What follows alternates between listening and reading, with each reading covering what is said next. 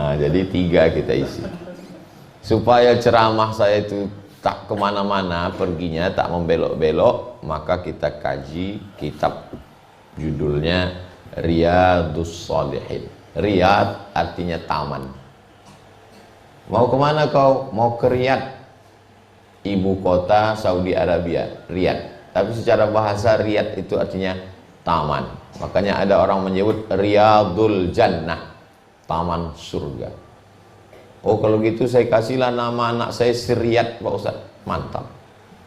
Di mana kerjanya sekarang? Dinas Pertamanan. Riyadul Jannah, taman surga. Ini tidak Riyadul Jannah, Riyadus Shalihin, tamannya orang-orang yang soleh. Tamannya orang yang soleh itu bukan pokok kayu, ada bunga-bunga, ada air mengalir, bukan. Bukan itu tamannya orang yang soleh. Tamannya orang yang soleh itu adalah majelis zikir. Mana dalilnya? Idza marartum bi riyadil jannah farta'u. Kalau kamu lewat di taman surga, jangan kamu lewat aja, ikutlah makan minum.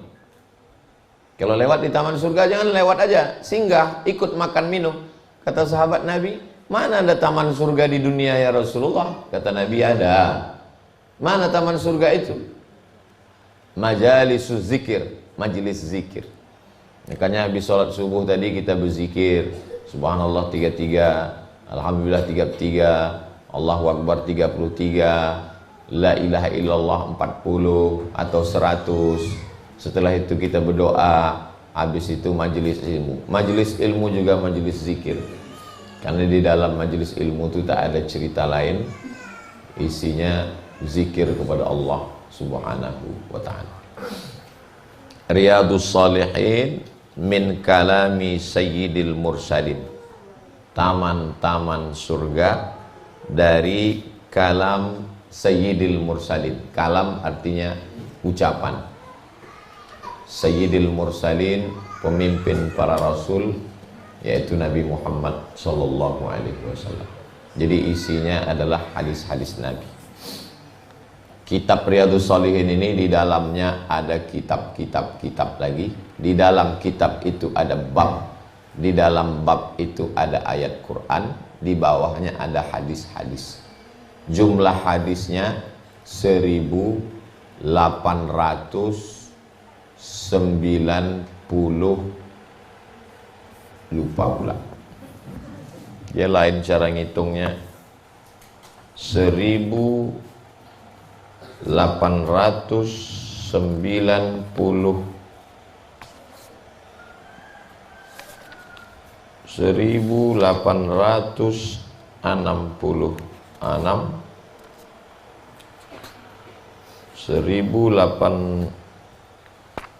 pokoknya kalau kita baca ini satu hari satu hadis 4 tahun baru selesai.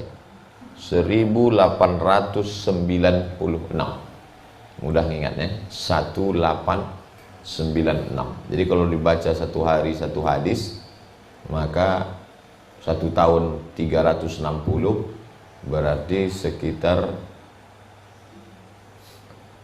4 tahun baru khatam. Sementara kita mengajinya di sini seminggu, sebulan sekali. 2 gendang ya. Kalau tak kitab nih khatam, saya khatam juga. Khatam pun kita insya Allah dilanjutkan oleh anak-anak kita insya Allah.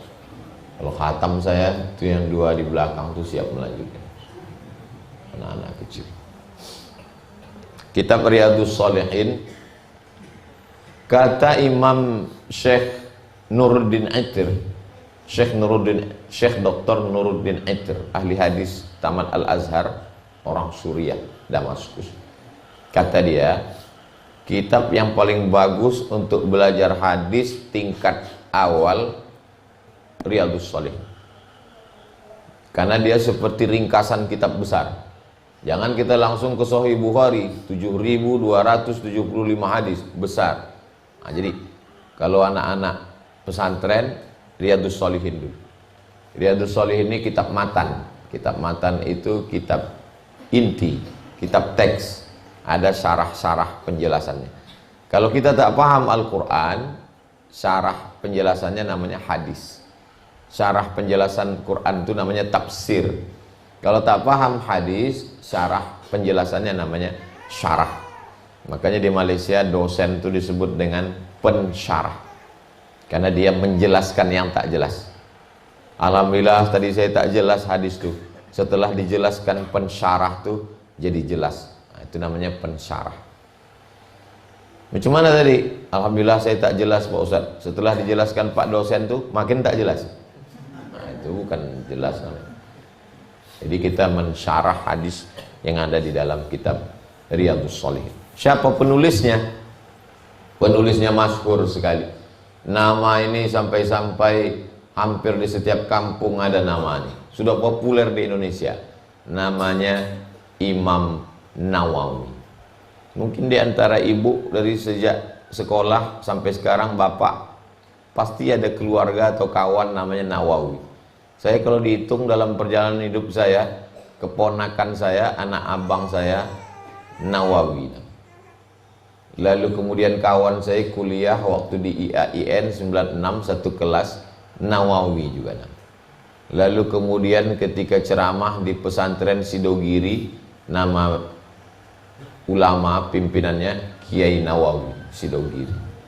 Saking populernya Nawawi. Jadi sebetulnya Nawawi ini siapa? Nawawi bukan nama orang. Nawawi nisbat ke kampung. Jadi ditambahkan huruf iya di ujung itu untuk menunjukkan bahwa dia orang situ. Misalnya Mesir, Mis. Jadi kalau untuk menambahkan orang Mesir, maka ditambahkan ya di ujung. Misri berarti orang Mesir. Misriyun, Misri, orang Mesir. Makkah, ditambah ya di ujung. Makki, Ustadz Abu Makki. Makki. Madinah, ditambah ya di ujung. Al-Madani. Siapa itu? Madani. Madani dia orang Madinah. Irak.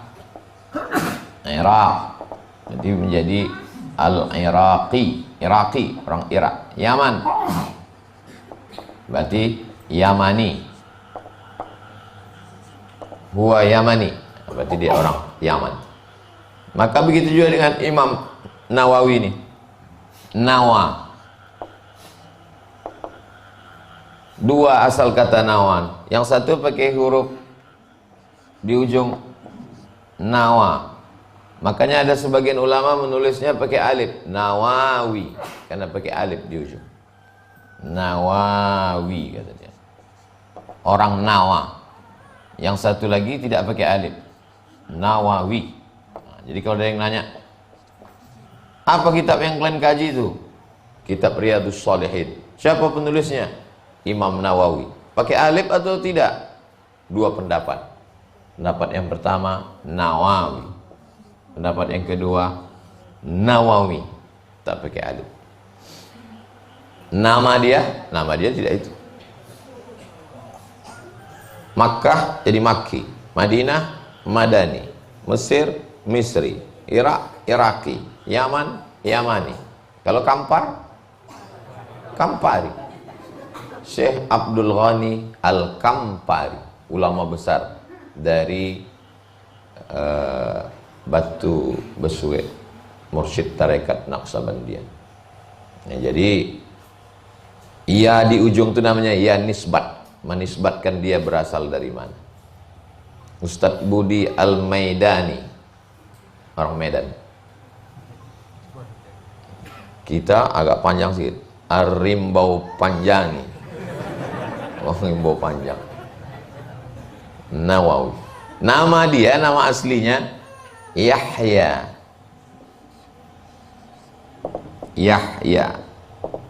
Nama ayahnya Syaraf.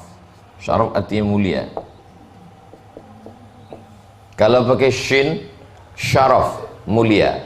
Kalau pakai sin, Saraf, boros. Jadi dalam bahasa Arab ini hati-hati menyebutnya. Banyak kadang orang menyebut, marilah kita berselawat kepada Nabi Muhammad, wassalatu wassalamu ala sayyidina Muhammadin, wassalatu wassalamu ala asrafil. Kalau pakai shin, ashrafil, ashrafil anbiya, artinya nabi yang paling mulia. Tapi kalau salah dia menyebutnya, disebutnya asrafil, nabi yang paling boros. Hati-hati menyebut.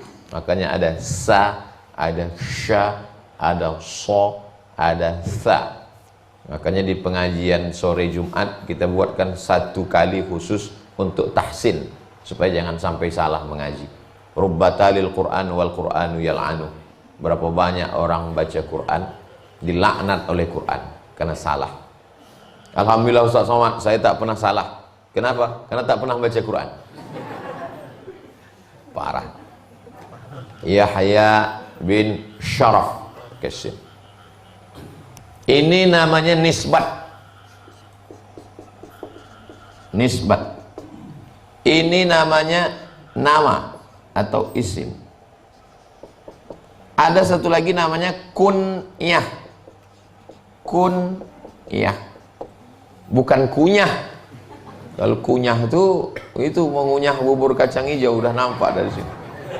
Akan datang, tolong pintu itu ditutup supaya fokus yang Ustadz mengajar. Kunyah itu yang pakai abu-abu tuh. Nah, jadi beliau namanya Yahya, nama ayahnya Syaraf, nama nisbatnya Nawawi, kunyahnya Abu Zakaria. Abu Zakaria. Biasanya dipanggil dari anak pertama. Mohon maaf Pak, Bapak siapa nama anak pertama? Yang pertama? Ya. Yogi. Jadi Abu Yogi. Abu Yogi.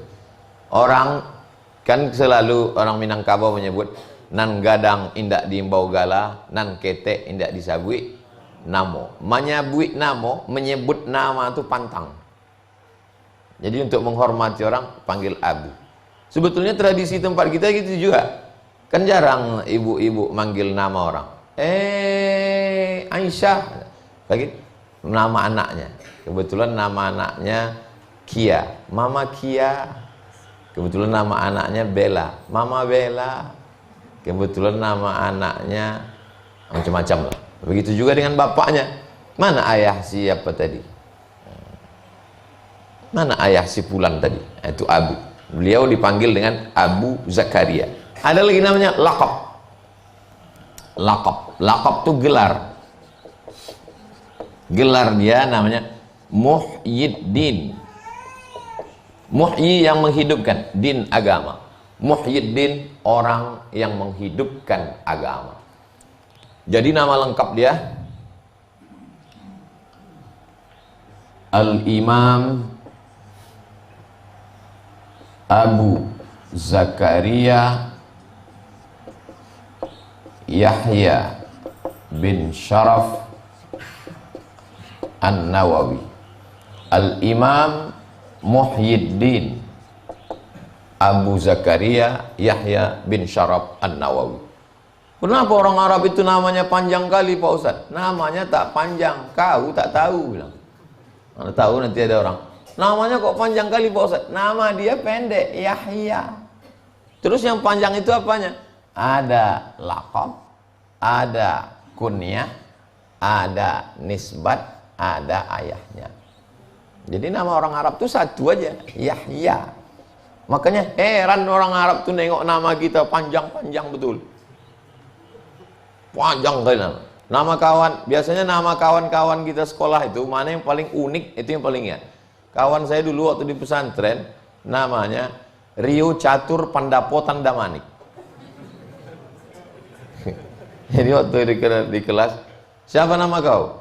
Rio Catur Pandapotan Damanik. Rio itu apa artinya? Rio artinya adalah sebuah negara, Rio de Janeiro. Catur karena ayah saya pemenang main catur. Pandapotan, waktu dia sedang main catur, saya pun lahir. Orang Batak menyebut, dapatlah kau Pandapotan. Damanik, marga, orang Simalungun. di tepi Danau Toba. Rio Catur Pandapotan Damanik. 4 itu nama dia. Yang ujung itu aja yang marga dia. Kalau orang Arab enggak, namanya pendek. Yang panjang itu karena di dalam itu ada 4 unsur. Ada laqab, ada nama, ada kunyah, ada bin, ada nisbat di ujung. Apa kitab yang kalian kaji? Riyadhus Shalihin min kalami Sayyidil Mursalin. Siapa penulisnya? Imam Muhyiddin Abu Zakaria Yahya bin Sharaf An-Nawawi. Ini diingat-ingat Bapak Ibu, nanti ada UAS namanya, ujian akhir semester. Setiap berapa bulan sekali. Lahirnya pada tahun 631 Hijriah. 631 Hijriah. Masehinya 1233 Masehi. Lalu dia pun dididik oleh ayahnya. Pendidikan pertama menghafal Quran.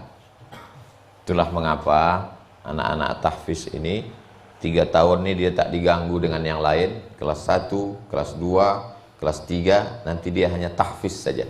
Anak TK kita pun fokusnya ke tahfiz. TK tahfiz, SD pun tahfiz juga, SMP pun tahfiz juga. Nanti sudah hafal di 30 juz baru masuk SMA tahfiz. Jadi kita mau membuat kampung kita ini menjadi kampung tahfiz. Ibu-ibunya pun tahfiz. Tak bisa 30 juz, juz 30. Tak bisa juz 30 dari Wadduha aja. Tak juga bisa Wadduha, kulhu 3 kali. Nah, itu dah jurus terakhir lah itu. Lalu kemudian dididik dia oleh ayahnya, belajar, pindah dia ke Damaskus pada tahun 649. 649 pindah dia ke kota namanya Dimashq. Dimashq. Orang Arab menyebutnya Dimashq. Payah orang Barat menyebut Dimashq, maka ditulislah namanya Damaskus. Membacanya Damaskus, bukan Damascus. Ibu kota Suriah. Lalu kemudian pada tahun 665 dia diangkat menjadi 665, dia diangkat menjadi Darul Hadis Al-Ashrafiyah. Dar artinya rumah, hadis rumah hadis, Al-Ashrafiyah, Ashraf mulia. Di Damaskus ada tempat belajar hadis namanya Darul Hadis Al-Ashrafiyah. Waktu itu umur dia 34 tahun, masih muda belia. Umur 34 tahun diangkat menjadi mudir, direktur Darul Hadis Al-Ashrafiyah. Maka dia dikenal dengan ahli hadis, walaupun keahliannya bukan hanya di bidang hadis. Lalu kemudian dia satu hari itu membaca Isnai Ashar Darsan. Sehari dia belajar 12 pelajaran. Kita hari ini 1, insya Allah 11 lagi menyusul nanti insya Allah. Amin. Apa-apa pelajaran lah, pelajaran memasak, pelajaran mencuci, pelajaran itu semua pelajaran itu 12. Lalu kemudian kata ulama, apa kehebatan Imam Nawawi ini? Kenapa dia hebat betul? Kalau orang baca kitab hadis, yang paling tinggi Sahih Bukhari, di bawah Sahih Bukhari Sahih Muslim. Kitab hadis ada 6. Kitab hadis banyak Pak Ustadz. Yang induk-induk Ahlus Sunnah wal Jamaah 6. 1, 2, 3, 4, 5, 6. 1 Sahih Al-Bukhari, 2 Sahih Muslim, 3 Sunan Abi Daud, 4 Sunan Tirmizi, 5 Sunan Nasa'i, 6 Sunan Ibnu Majah. Sunan kalau satu sunnah, sunnah kalau banyak sunan. Sunnah-sunnah yang disusun oleh Imam Nasa'i maka disebut dengan Sunan Nasa'i. Ada beberapa sunnah yang disusun oleh Ustadz Abdul Somad, maka disebut dengan Sunan Abdul Somad. Tidak ada hubungan dengan Sunan Kalijogo dan Sunan Bonang serta Sunan Giri. Adapun Sunan Kalijogo itu wali Allah, wali Songo yang menyebarkan Islam. Kenapa disebut Sunan? Karena kalau kita jumpa sama dia, tangan disusun tanda hormat. Kita kalau menghormati orang disusun tangan tuh gini. Disebut dengan susunan. Dihilangkan sunya jadi sunan. Nah, mana tahu nanti anak-anak ibu bertanya, mak, ya tadi di sekolah katanya ada Sunan Nasai, Sunan Tirmidzi, Sunan Ibnu Majah. Ya. Apa bedanya dengan Sunan Giri, Sunan Bonang, Sunan Kalijogo? Yang kau tanya-tanya, nanti kau masuk neraka. Nah, kalau satu namanya sunnah, kalau banyak namanya sunan. Karena sunnah-sunnah itu disusun imam itu, maka disebut dengan Sunan Tirmidzi. Kalau Sunan Kalijogo, Sunan Bonang, Sunan Giri, Sunan Gunung Jati itu adalah orang mulia. Dulu umat Islam memuliakan wali Allah, kalau jumpa dia angkatnya tangan, maka disebut dengan sunan. Nah, ini untuk kita paham. Kalau kita baca Sahih Muslim, tak paham kita isi dalam Sahih Muslim itu, maka ada kitab syarahnya, namanya Al-Minhaj Syarah Sahih Muslim Ibnil Hajjaj, yang menulis Imam Nawawi. Imam Nawawi ini ahli hadis. Kitab hadis yang paling kecil Arba'in Nawawi. Biasanya anak-anak di pesantren suruh menghafal Arba'in. Arba'in 40. Karena isinya hadis 40 dikumpulkan Imam Nawawi. Awal belajar kitab Arba'in. Kenapa kita langsung melompat ke Riyadhus Shalihin, Ustaz? Kenapa kita tak baca Arba'in? Ini nampaknya belum subscribe. Arba'in sudah khatam. Bisa ditengok di channel YouTube. Arba'in sudah khatam. Waktu Covid kemarin, saya tak pergi-pergi, khatam Arba'in, selesai. Sekarang masuk kita ke Riyadhus Shalihin. Kitab paling kecil Arba'in, punya Imam Nawawi juga. Kalau khatam Arba'in Riyadhus Shalihin, Imam Nawawi juga. Khatam Riyadhus Shalihin naik ke atas Al-Azkar, Imam Nawawi juga.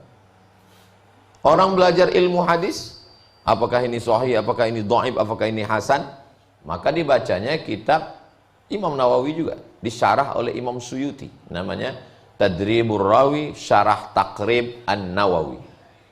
Orang belajar fikih, ulama besar kita, mazhab kita Syafi'i. Mazhab Syafi'i. Imam Syafi'i meninggal tahun 204. Imam Syafi'i meninggal tahun 204. Mazhab Syafi'i ini berkembang, disusun ulang, direvisi, dibersihkan, dirapikan. Al-Muhadzib yang merapikan itu Imam Nawawi. Jadi Imam Nawawi ini imam yang luar biasa. Itulah mengapa namanya dipakai di Indonesia. Jadi kalau orang tanya, kenapa banyak betul nama orang Nawawi di Indonesia ini? Nawawi, imam yang hebat, yang luar biasa. Cemana kehebatannya? Udah dijelaskan Ustaz Somad kemarin. Saking panjangnya aku pun tak ingat, entah apa-apa aja kata dia. Imam Nawawi ini orangnya kutu buku. Kalau datang orang bertamu ke rumahnya, di ruang tamunya itu, paksa dialihkan dulu buku. Saking kitab aja keliling, karena dia membaca buku. Idza zarahu zairun aw sa'alahu min amkinatil kutubi. Kalau datang orang berkunjung bertamu ke rumahnya, menggeser dari ruang tamu itu buku-buku keliling. Beda sama kita. Kita bertamu ke rumah orang, di ruang tamu itu ada kalau ada kue tahu. Di ruang tamu itu ada tah bunga-bunga apa. Bertamu kita ke ruang tamu orang, banyak situ, ada pisang, ada jeruk, tapi kaca semua. Tak ada yang bisa dikunyah. Keramik dari pasar bawah. Imam Nawawi ini orangnya la ya'kulu fakihata Dimasyq. Dia tidak mau makan buah-buahan dari Damaskus. Ada buah semangka, ada buah melon, ditanyanya, dari mana buah semangka nih? dari Damaskus, tak mau dia makan. Kenapa? Karena di Damaskus banyak tanah wakaf. Khawatir dia buah ini tumbuh di tanah wakaf, lalu dimakannya, hilang hafalannya, rusak ilmunya. Tak mau dia syubhat. Ada orang macam ini zaman sekarang? Ada. Saya pernah jumpa. Jadi kami mengundang, pergi undangan. Makanlah kami di sore. Sore itu setelah Pangkalan Kerinci. Pas makan, saya begitu nampak makanan, saya makan semua. Ayamnya saya makan, kambingnya saya makan, sapinya saya makan. Saya tengok, dia makan ikan aja. Saya tanya, Bapak kenapa nggak makan ayam? Kenapa nggak makan daging, takut gatal-gatal? Kata dia, saya tak tahu entah siapa yang menyembelihnya Pak Ustaz. Dalam hati saya, aku udah habis sepiring. Tak tahu entah siapa yang menyembelih, ragu dia makan. Betul. Sekarang berapa banyak ayam yang mati di pasar itu bukan karena disembelih, mati tertimpa. Jam 5. Dan tak tahu gitu yang motong itu tak menyebut nama Allah tak tidak. Dia pun motong handphone sebelah sini ya. Langsung motong, rokok di sini. Nah. Ya sebentar gitu. Entah menyebut bismillah tadi. Apa yakin kita ayam kita itu dipotong betul dengan syariat Islam? Nah, jadi pernah jumpa kemarin pas acara di Lombok, makanan sudah terhidang di meja makan, kami pun makan. Ada satu bapak-bapak, dia diam aja. Saya tanya, Bapak puasa? Enggak Pak Ustaz. Kenapa enggak ikut makan? Belum disuruh. Oh. Kalau menurut saya asal udah dihidangkan, hajarlah. Apalagi kan? Rupanya dia mesti disuruh dulu. Suruh itulah baru ada izin. Silakan makan Pak. Itulah maka saya tak minum dari tadi. Enggak, bukan. Asal udah diletakkan untuk kita lah itu. Memang udah begitu. Itu namanya urf. Urf. Kalau jual beli ada ijab qabulnya. Aku beli minuman ini sebotol 5.000 tunai, aku jual, sah. Yang memegang ijab qabul itu siapa? Orang di kampung. Saya pergi ke Rokan Hulu, Pasir Pangarayan, nampak saya duku. Mantap duku nih. Sehingga kasih uang, ambil. Pas saya mau jalan, apa kata dia? Jual yo. Lalu dia bilang, beli. Karena bagi mereka, mereka berpegang ke mazhab Syafi'i. Mazhab Syafi'i itu tak sah kalau tidak ada ijab dan qabul. Jadi selama ini jual beli kita itu apa akadnya? Mu'atah. Mu'atah itu artinya simbol, asal udah kita kasih duit, kita ambil barang. Waktu kita kasih duit itu artinya izin aku duit nih ku kasih ke kau. Waktu kita ambil barang itu maknanya aku pun setuju barang nih ku ambil. Apalagi kita di supermarket, mana ada akad jual beli? Ambil barang, tet, bayar. Bayar main gas, duit pun tak ada, main gesek aja lagi, gesek. Akhir bulan baru sakit kepala, utang. Nah, jadi Imam Nawawi ini orangnya warak, orang yang takut makan yang syubhat. Al halalu bayyinun, yang halal itu jelas putih. Wal haramu bayyinun, yang haram itu jelas hitam. Wa bainahuma, antara yang halal dan haram ini syubhat. Syubhat itu samar, abu-abu kata orang. Abu-abu. Yasumud dahra, Imam Nawawi puasa dahar.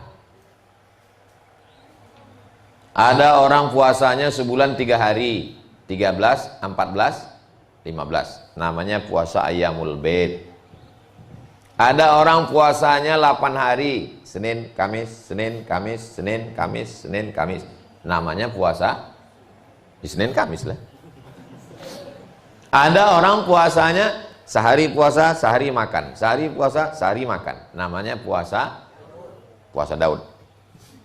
Yang paling sedikit 3 hari. Namanya Ayyamul Bid. Ayyam artinya hari. Ayyam itu hari, bukan ayam. Ada lagi 8 hari. Itu namanya puasa Senin, Kamis. Ada lagi puasa 15 hari, itu namanya puasa Daud. Ada lagi puasa yang paling tinggi 30 hari atau 29. Itu namanya puasa dahar. Imam Nawawi ini puasa dahar. Puasa setiap hari. Yasumud dahra, puasa dahar. Ada di antara Bapak Ibu yang puasa dahar hari ini? Kalau ada, rugilah dia. Tak dapat bubur kacang hijau. Puasa dahar. Saya jumpa sama orang puasa dahar 2 minggu yang lalu di Kudus. Pas kami makan semua, dia tuan rumah. Bapak tak makan? Saya puasa Pak Ustaz. Puasa apa? Hari ini kan bukan hari Senin Kamis. Saya puasa dahar. Sudah berapa lama? 20 tahun. Dan badannya 2 kali lipat badan saya. Malu pula saya. Awak tak puasa kurus kering. Dia puasa gemuk sehat. Jadi ada manusia puasa dahar itu sampai sekarang. Jadi kalau ada orang katakan, saya puasa ini takut Pak Ustaz, nanti bawa aku ke Kudus, kujumpakan kau sama dia. Sehat walafiat. Hajja marratain. Walaupun dia ulama besar, dekat dari kota Madinah, maka hajinya seumur hidup cuma 2 kali. Cuma 2 kali dia haji. Ini sekarang orang bolak-balik ke Makkah, setahun sampai 2 kali. Apa ini? Banyak lagi fakir miskin yang perlu di sekolah. Ustaz Somad itu umroh 2 kali juga. Beda sama saya bawa jamaah. Oh, jadi kalau Ustaz boleh? Boleh. La yatazawwaj. Imam Nawawi tak menikah. Sampai meninggalnya dia tak menikah. Dia termasuk dalam ulama yang disusun oleh Syekh Abdul Fattah Abu Ghuddah, ahli hadis di Damaskus, menulis kitab judulnya Al-Ulama Al-Uzzab Alladzina Atharul Ilma 'ala Zawaj. Ulama yang tak nikah karena lebih memilih ilmu daripada menikah. Di antaranya Imam Nawawi. Imam Ibnu Taimiyah juga tak menikah. Said Qutb juga tak menikah. Ini kabar gembira untuk para jomblo. Tapi zaman dia bisa. Zaman dia tak nikah bisa. Karena zaman itu perempuan itu cuman biji matanya aja yang nampak. Mukanya semua tertutup, nampak. Zaman sekarang biji matanya tertutup, yang lain terbuka. Udah terbalik-balik dunia ini. Jangan ini dijadikan pedoman. Beliau tak salah. Zaman ini sudah berbolak-balik, maka anak-anak muda menikahlah.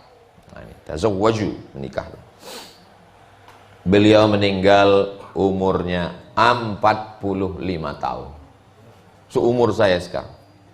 Saya mau kasih tahu ke Bapak Ibu, saya lahir 1977, sekarang 2022, pas 45 tahun. Walaupun banyak yang bilang masih 25. Berat saya menjelaskannya. Imam Nawawi meninggal tahun, mudah mengingatnya, 676. 676. Bisa diingat? 676. 676. 1277 Masehi. 676 Hijriah. Kira-kira kalau di Indonesia sezaman sama siapa lah dia nih Pak Ustadz? Raja Aceh pertama yang masuk Islam namanya Mera Selu. Saya ziarah ke makamnya, saya tengok tertulis di nisannya 1297. Sezaman dengan Imam Nawawi. Wali Songo 14, 200 tahun sesudah Raja Aceh. Namanya Mera Selu. Satu malam mimpi dia datang orang bersorban berjenggot meludahi mulutnya. Tuih. Pas bangun bisa dia baca Quran. Berubah namanya menjadi Al-Malikus Soleh, raja yang soleh. Al-Malik artinya raja, As-Soleh raja yang soleh. Payah orang Indonesia menyebut Al-Malikus Soleh, dipanggil Malikul Saleh. Jadi sezaman dengan Raja Aceh, Imam Nawawi. Dia kan tak menikah Pak Ustadz. Iya. Kenapa namanya Abu Zakaria? Abu bapak Zakaria, bapak si Zakaria. Tapi tak nikah, tak punya anak. Betul tak? Kok bisa Abu Zakaria? Ini kebiasaan. Kalau ada orang namanya Yahya, Nabi Yahya itu punya ayah tak? Zakaria, maka dipanggil dengan Abu Zakaria. Kalau ada orang namanya Yusuf, dipanggil Abu Yakub. Nah, itu. Mana tahu nanti ada nanya, siapa namanya? Namanya adalah Imam Muhyiddin Abu Zakaria.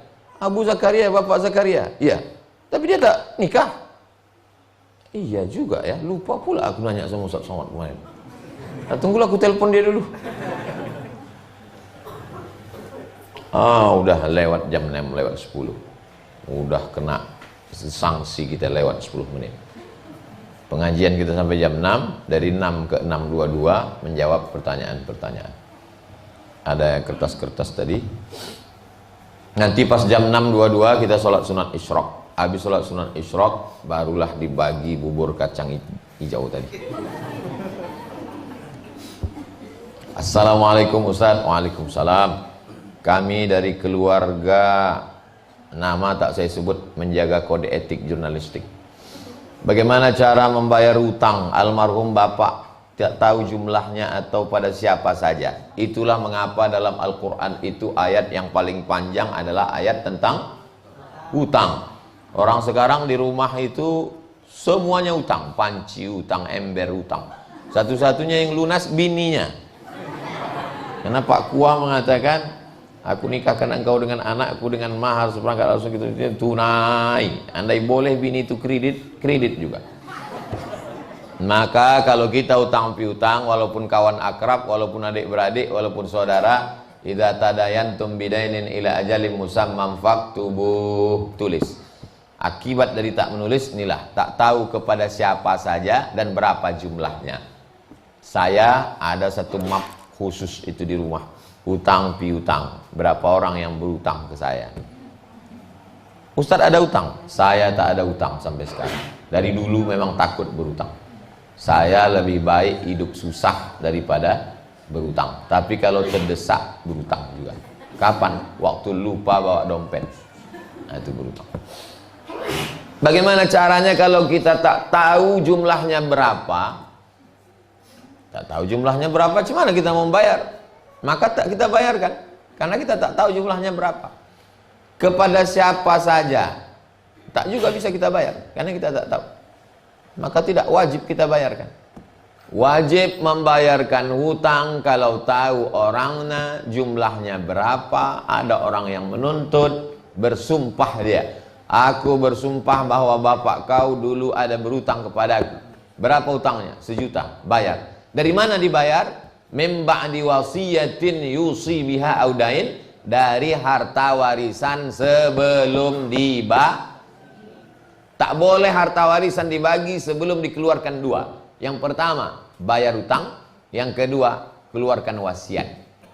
Jangan bagi harta warisan sebelum dilakukan 2. Bayar hutang, keluarkan wasiat. Wasiat tak boleh lebih dari 1/3 harta. Setelah dikeluarkan wasiat, dibayarkan hutang, sisanya barulah dibagi ke ahli waris. Jelas?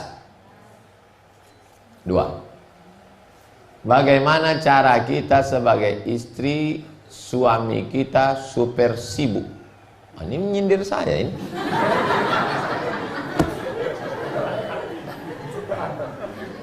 Saya sesibuk-sibuknya saya, Selasa, Rabu, Kamis, 3 hari saya tetap. Jadi sebetulnya Rabu ini jadwal istirahat saya ini. Mestinya Rabu ini saya tidur sampai jam 9. Saya mau bersilaturahim, saya mau jumpa. Jangan sampai nanti ditanya orang, di mana kau tinggal? Di Rimbo Panjang. Jumpa kau sama Ustaz Somad. Ustaz tuh lewat mobilnya aja, kacanya pun ditutup. Nengok lubang hidungnya pun payah. Padahal orang yang ngomong gini ini pembohong. Setiap sore Jumat saya buat jadwal situ, dah bertahun. Iya itu kan untuk ibu-ibu aja, kami laki-laki malu lah kami datang. Ini saya buat untuk laki-laki, perempuan. Iya nak, banyak kali alasan kau. Nah, jadi bagaimana kalau suaminya super sibuk? Inna li jasadika 'alaika haqqan. Badanmu punya hak, kasih dia hak. Apa hak badan? Makan. Apa malu nyebut makan? Inna li 'ainika 'alaika haqqan. Matamu punya hak, kasih dia hak. Apa hak mata? Tidur. Tak boleh ibu tak makan-makan. Tak boleh bapak tak tidur-tidur. Mesti tidur. Inna li ahlika 'alaika haqqan. Istrimu punya hak, kasih dia hak. Wa ati dzi haqqin haqqahu, yang punya hak kasih haknya. Apa hak istri? 5. Hak ibu kepada bapak nih 5. Yang 5 nih kewajiban bapak. Yang pertama, makan. Ibu udah dikasih makan? Semalam kan udah. Yang kedua, pakaian. Ibu udah dikasihnya pakaian? Ketiga, tempat tinggal. Udah dikasihnya tempat tinggal?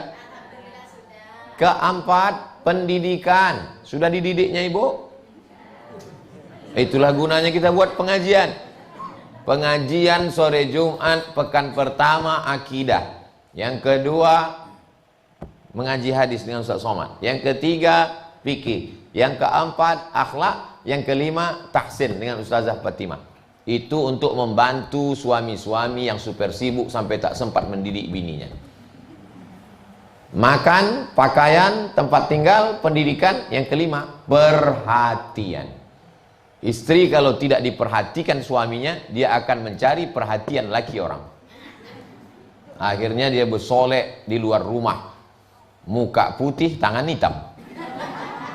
Banyak perempuan sekarang bersolek untuk mencari perhatian orang lain. Kalau jumpa di luar rumah, cantik bukan main. Pas jumpa di rumah, macam mak lampir. Nah, ini perhatian. Nah, sebetulnya ini kalau ditengok-tengok ini bukan pertanyaan. Ini dia menyindir suaminya. Tidak, tak boleh ada sindir menyindir. Pertanyaan baik. Ini untuk menyadarkan kita semua bahwa ada orang yang punya hak terhadap diri kita. Mudah-mudahan kita tidak menjadi orang yang zalim. Suami yang terlalu sibuk sampai tak memperhatikan keluarga, zalim, aniaya. Tolong doakan almarhum bapak kami Pak Ustadz yang dulu sebelum meninggal ingin jumpa dengan Ustadz. Nanti habis tausiah kita berdoa bersama. Yang meninggal, yang sakit kita bacakan doa. Bagaimana menghadapi suami selalu melakukan kesalahan yang sama walaupun itu masalah kecil? Saya sudah berusaha sabar. Saya sebagai manusia biasa tidak bisa mengontrol emosi. Bagaimana cara mengatasinya, Ustaz? Ibu jangan pulang menjadi penceramah lalu menceramahi suami. Jangan mentang-mentang udah pengajian sore Jumat, pengajian subuh Rabu, lalu balik dari sini ibu panggil suami. Sini bang, duduk. Ya ayyuhalladzina kafaru. Ibu, kalau ada yang tak cocok dengan bapak, bicarakan baik-baik. Kalau dia orangnya temperamen, kasar, tak masuk cakap, ibu secara adat Minangkabau, ado, ninik, mama, awak. Didilukan selangkah, ditinggikan seranting, batangnya tampe basanda, daunnya tampe banaung, akarnya tampe baselo.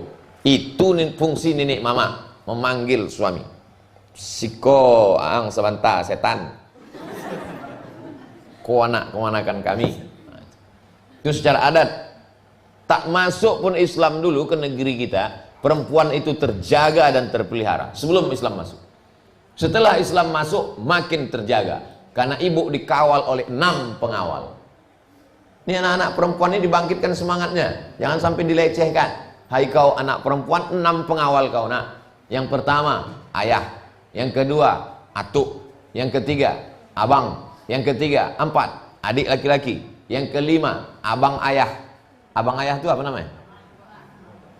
Kalau kampung kami, uncle. Yang keenam, adik ayah.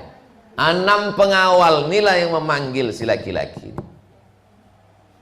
Jadi jangan katakan kenapa ayahmu intervensi hubungan kita.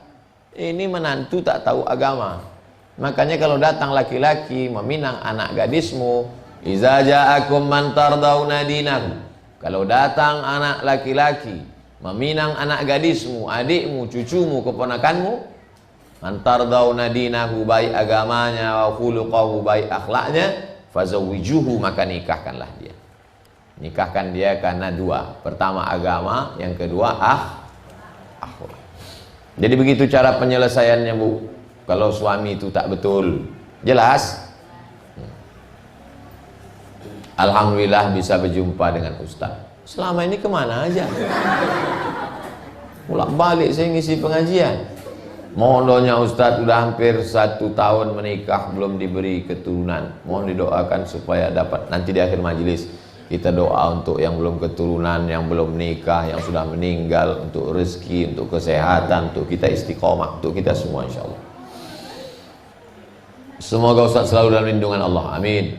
Mohon doanya untuk anak saya Aisyah Nabila menjadi anak solehah, bisa hafiz Quran, amin. Nanti kita baca di akhir majlis.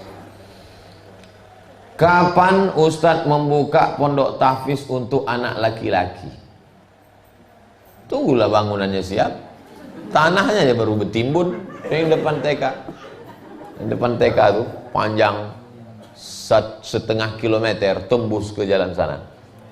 Ibu, bapak kalau lewat situ bacakan Al-Fatihah. Lewat situ berhenti sebentar. Kau tanya orang, kenapa kau situ? Aku membacakan Al-Fatihah biar diturunkan Allah rahmat, cepat berdiri bangunan supaya anakku bisa sekolah tahfiz Quran. Amin. Tanahnya udah ada. Nanti bangunan selesai baru kita terima. Anak saya sekarang udah kelas 5 SD. Mak, 1 tahun nih mesti siap. Saya ingin anak saya masuk pondok pesantren. Amin. Bagaimana hukumnya mengaji tapi salah bacaannya, tapi niatnya benar? Kita kalau bawa mobil sampai di depan mall SKA lampu merah, lampunya sudah hijau, tidak belok kanan, tidak belok kiri, tidak maju, tidak mundur. Kira-kira orang di belakang marah apa tak marah? Tidak marah. Kenapa tak marah? Karena tertulis di atas belajar. Orang belajar tak kena marah. Tapi belajar itu ada masanya, 7 kali pertemuan. Setelah turun SIM, prit, kena tilang. Jadi kita boleh salah selama dalam masa belajar. Ibu-ibu bisa belajar setiap sore Jumat, ada tahsin dengan Ustazah Fatimah. Di masjid kita ini pun ada maghrib sampai maghrib ke isya mengaji. Kok tahu Ustaz? Ustaz kan tak pernah datang kemari maghrib ke isya. Suaranya kemana-mana. Musola ini memang kecil, tapi mikrofonnya luar biasa. Dah kemana-mana sampai. Bagus, supaya membangunkan orang. Kalau ada masyarakat di lingkungan sini terganggu dengan mikrofon musola kita ini, itu berarti dia perlu diruqyah. Karena dia diganggu setan. Kasih tahu orangnya, nanti kita ruqyah. Jadi salah bacaan tak apa-apa dalam proses belajar. Tapi jangan sampai salah terus-terusan. Yang salah, yang tak lancar, jangan berkecil hati. La aqulu alif lam mim harf. Alif lam mim tidak dihitung 1 huruf. Alif 1 huruf, lam 1 huruf, mim 1 huruf, walikulli harfin asyru amsalihah. Setiap huruf dibalas 10 kebaikan. 10, 10, 10. Saya ibu rumah tangga mau bertanya tentang menggadai tanah, tapi tanah itu belum lunas dan orang tempat menggadai sudah meninggal. Bagaimana Pak Ustadz, sedangkan keluarganya hanya abang yang berutang? Apa harus kami lakukan? Dulu berapa minjam duitnya? 10 juta. Bawa 10 juta. Assalamualaikum Pak, dulu tanah kami ini digadai oleh anakmu yang ngasih duit, bapakmu. Sekarang kami balikkan duit ini, balikkan tanah. Balikkan duitnya, balikkan tanah. Selesai gadai menggadai, putus. Hukum gadai menggadai dalam Islam boleh rahan. Tapi kalau kita menggadai pokok sawit, menggadai padi, menggadai pokok durian, selama dalam proses gadai itu hasilnya tak boleh diambil oleh orang yang meminjamkan duit. Kullu qardin jarra naf'an fahuwa riba. Siapa yang mengambil manfaat dari pinjaman, maka manfaatnya itu adalah riba. Sekarang gadai ini yang kaya makin kaya, yang miskin makin miskin. Sudahlah orang susah menggadaikan pokok sawitnya, hasilnya diambil. Kapan dia bisa menebusnya? Selama di tangan orang yang memberi pinjaman, maka hasilnya tetap kembali kepada yang meminjam. Sampai batas, aku gadai 1 tahun, habis 1 tahun, balikkan. Apalagi ini orangnya sudah meninggal. Tengok perjanjiannya dulu. Bagaimana hukum memberi uang kepada orang tua? Orang tua ini sudah tua. Ayalah, mana ada orang tua anak-anak? Orang tua ini sudah 70-80. Sulit untuk mencari duit. Kemudian kita kasih tujuan memenuhi kebutuhannya makan. Akan tetapi kita tahu uang yang kita kasih itu justru digunakannya untuk judi. Wah, hebat juga tuh nih. Mau 70 masih sur aja dia berjudi. Bagaimana sikap kita Pak Ustadz? Jangan kasih duit. Pagi kirimkan lontong sayur, siang kasihkan ikan, malam kasih makan malam. Jangan kasih dia duit. Nanti kalau dia kasih duit berjudi. Ya, atau ini untuk makan. Kenapa tak ada duit? Nanti kau berjudi. Mati kau suul khotimah, neraka jahanam tempat kau nanti. Kata siapa itu kasar kali? Kata Ustaz Somad. Terakhir, amalan apa yang cocok untuk anak muda supaya istiqomah pada fitnah akhir zaman? Pertama, anak muda yang sudah hijrah mesti berjamaah. Berjamaah itu berkomunitas. Di Pekanbaru Riau ada namanya komunitas pemuda hijrah. Ada komunitas Masjid Raya An-Nur. Ada komunitas Forum Silaturahim Masjid Mutmainnah. Ada komunitas, macam-macam komunitas. Tanggal 13-14 bulan ini saya pergi ke perbatasan Kampar dengan Payakumbuh bersama komunitas off-road. Mobil off-road masuk ke dalam untuk membangun masjid. Tahun lalu kami berangkat membagi beras.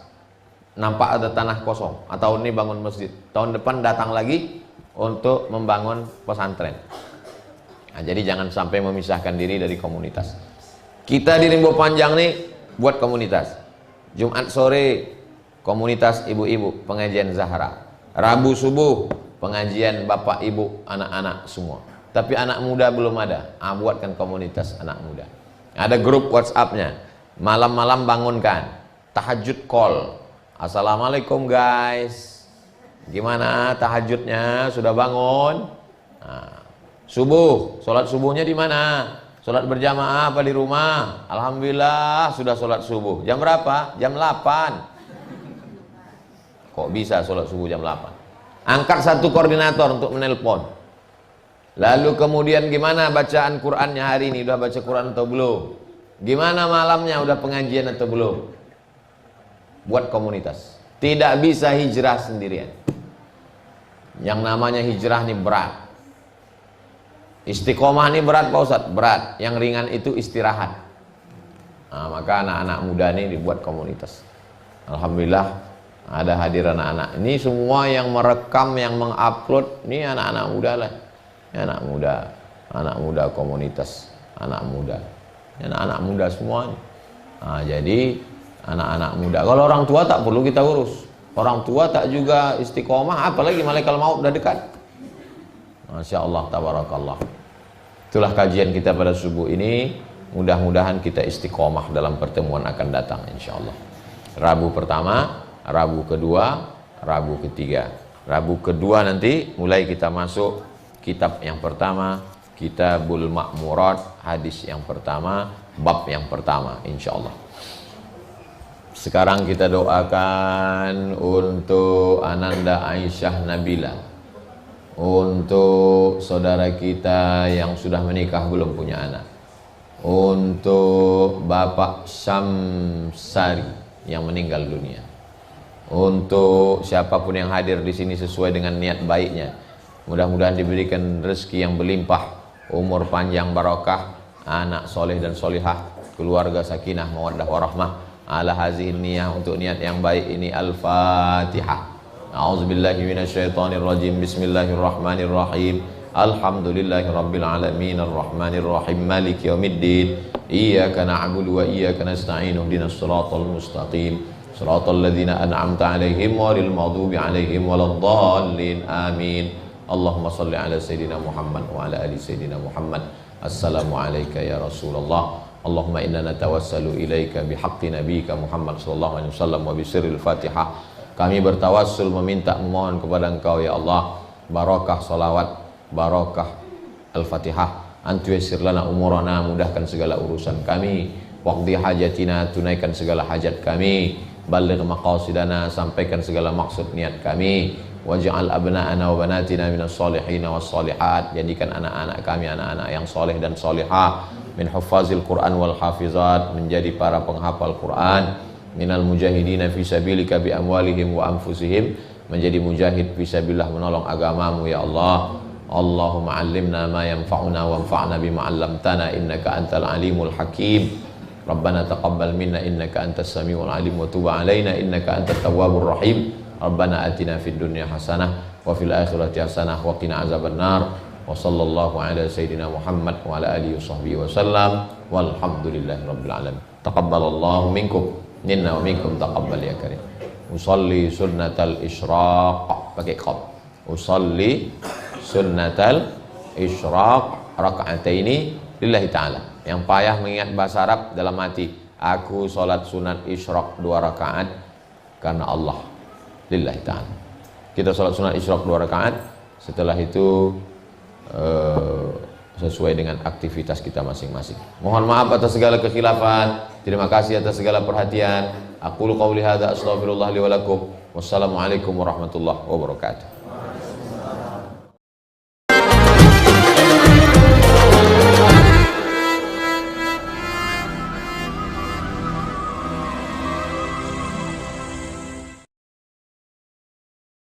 Assalamualaikum warahmatullahi wabarakatuh. Jamaah dimanapun berada, saya sedang bersama dengan santri-santri penghafal Quran Pondok Pesantren Tahfiz Quran Az-Zahra. Mari kita support Pondok Pesantren Tahfiz Quran Az-Zahra gratis melalui donasi Bank Syariah Indonesia (BSI). Nomornya catat baik-baik, 76 7-nya 5 kali, 77 777 656. Sekali lagi 76 77 777 656. Jangan lupa hubungi kontak person berikut ini 0822 4739 5624. Sekali lagi 0822 4739 5624. Berkah selalu, ma'akalta fa'afnaita. Rezeki, uang, gaji, pendapatan yang kau belikan makanan akan busuk. Wa malabista fa'ablaita, yang dibelikan kepakaian akan lapuk. Wa mata saddaqta fa'amdaita, yang kau sedekahkan itulah yang akan kekal abadi, menjadi amal bekal untuk hari esok. Berkah selalu. Assalamualaikum warahmatullahi wabarakatuh. Az-Zahra nahnu juz'un